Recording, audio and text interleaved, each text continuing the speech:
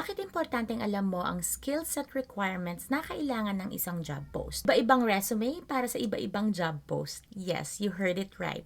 Iba-ibang resume. So, hindi lang isa, hindi lang dalawa, hindi lang 10, maraming resume ang gagawin mo. Iti-tailor fit natin ang resume mo based sa job post or sa a-applyan mo. So, here's an example. So, ito yung sample na pinagawa ko sa inyo kanina. Nakita nyo na kailangan nyo ng executive virtual assistant. Gawa tayo ng basic resume. So, you can create your own free Canva account. You can also use Microsoft Word sa paggawa ng iyong resume. Step 1, gumawa ng basic resume. Step 2, i-insert mo ngayon yung job requirement na nakita mo doon sa job post. Remember, ilagay mo lang sa skill set kung ano ang available sa'yo at kung ano yung kaya mong panindigan.